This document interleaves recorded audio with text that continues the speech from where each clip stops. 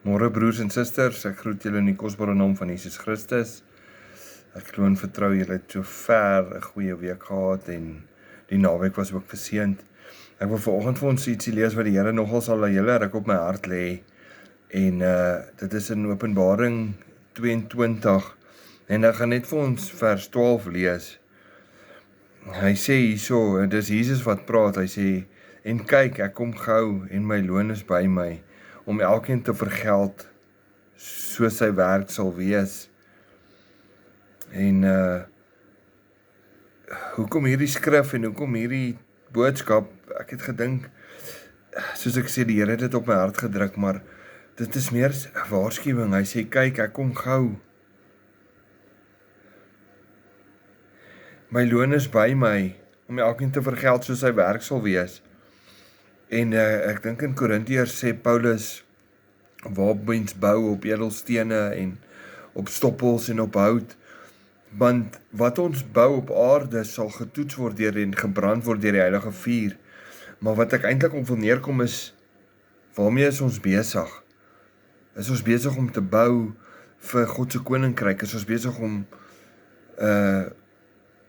mense in te bring en mense die evangelie te vertel dat God hulle kan red?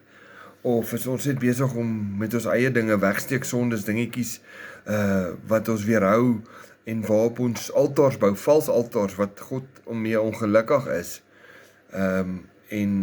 Dan gaan die mense met wie ons die evangelie deel, as ons dit nie met hulle deel nie, soos die woord sê, is hulle bloed op ons hande. Maar soos die Engelsman sê, is we don't want to get caught with our pants down. En hierdie is vir my meer 'n waarskuwing waar Jesus sê, kyk, en kyk, ek kom gou en my loon is by my. Met wat gaan hy ons bevind? Gaan hy ons reg bevind? Gaan hy ons bevind soos die 5 maagde wat se olielampe vol is? Of gaan hy ons bevind soos die ander 5 wat se olielampe leeg is? En daarom moet ons heeltyd gereed wees en wag op hom en aanhou bou en bou en bou in sy koninkryk. Anders hoe gaan hy ons bevind? En gaan ons dit dan gaan ons hoog geag word en waarlik reg bevind word as hy kom. Broers en susters, hierdie is net iets wat die Here op my hart gelê het en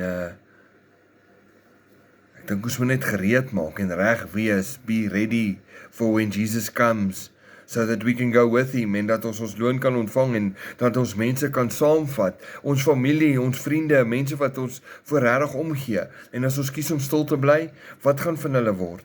Die Here sê, hy wat 'n oor het, laat hom hoor. Al wat ons hoef te doen is spreek net die woord, spreek net die boodskap, en die Here sal die werk daarvan af doen. Ek seën julle, en ek groet julle in die kosbare naam van Jesus Christus. Totsiens, geseënde dag.